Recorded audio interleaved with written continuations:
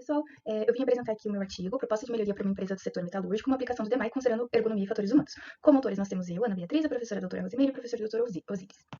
Aqui é a nossa agenda da apresentação.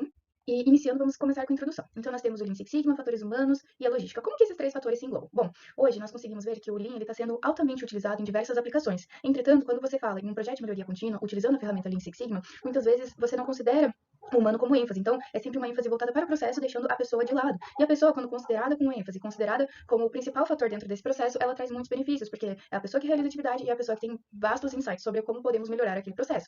E a logística, ela não é diferente. Então, o processo logístico, muitas vezes, dentro de uma empresa, é considerado como algo que não agrega valor para o cliente. Então, o cliente ele quer pagar por mais qualidade, ele quer pagar pelo produto em si, e não por como ele foi armazenado antes do seu processo de transformação. Então, qualquer melhoria no setor de logística traz um grande ganho dentro das empresas.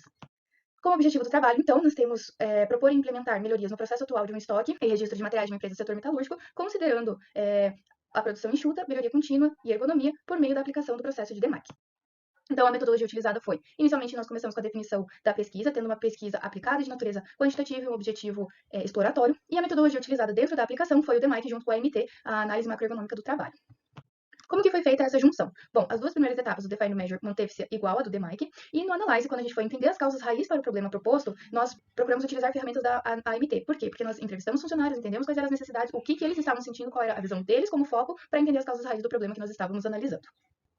Dando continuidade com o desenvolvimento do trabalho, a primeira etapa que nós vamos entender com a empresa é o que eles querem melhorar. No caso, era o indicador de acuracidade, que é quão correto está o sistema versus teórico, ou seja, aquilo que está no sistema, ele bate com aquilo que nós temos de material físico. Esse é o indicador que a acuracidade mede. Dentro disso, a gente também mapeou o processo, e dentro desse mapa do processo conseguimos entender como que funciona o processo de armazenamento de materiais dessa empresa. Em seguida, nós fomos para estratificação, entendemos, a partir da contagem cíclica anual da empresa, nós conseguimos entender quais foram os principais pontos de erros, ou seja, onde a gente conseguiu encontrar maiores divergências e os motivos dessas divergências a partir da conversa com o gestor da área e da análise mais aprofundada dessa contagem cíclica. De forma a entender as causas e entender o que estava causando esses problemas, nós conversamos com os funcionários. Então, a primeira etapa foi fazer uma entrevista com perguntas abertas de o que você gosta no seu trabalho, quais são os pontos positivos e quais são os pontos negativos no seu trabalho. Em seguida, nós fizemos um checklist em que o funcionário ele conseguiu colocar para cada pergunta se ele concorda plenamente ou ele discorda plenamente, para a gente poder entender, dentro da classificação ABICOR, quais eram os principais pontos que estavam sendo necessários de melhorar dentro da empresa. Com isso, a gente conseguiu juntar essa tabela em que contém os principais itens ergonômicos levantados pelos funcionários. Para priorizar da melhor forma todos esses itens e conseguir atacar naqueles que realmente iriam trazer uma gravidade maior para os funcionários, nós nos juntamos com o gerente da área e classificamos cada um desses itens com gravidade, urgência e tendência para entender quais eram os mais importantes. Com isso, nós entendemos que necessidade de melhorar a organização e a liderança foi um dos maiores. Entretanto, a sua complexidade era muito grande para ser abordada dentro desse trabalho, então a gente trouxe um feedback para o gestor para ele entender que a cultura deve ser mudada, mesmo que de forma gradual. Em seguida, com os outros itens que foram dados destaque, nós tivemos a constatação de como está esse estado atual. Então, com relação à falta de dispositivos ergonômicos, na figura A, nós conseguimos ver que quando o funcionário vai pegar caixas que estão mais acima para poder fazer a contagem, ele não consegue acessá-las. E aí, por causa disso, ele acaba contando uma caixa e replicando a mesma quantidade para as outras, não contando todas, também ajudando para o erro de contagem incorreta. Em seguida, nós temos a dificuldade do uso do software, então eles utilizam o software SAP e nem todos os funcionários sabem mexer, e por causa disso, eles acabam colocando o primeiro endereço que eles veem e nós temos esse erro de endereçamento. Em seguida, nós temos a questão de esforço físico, dores e desconforto.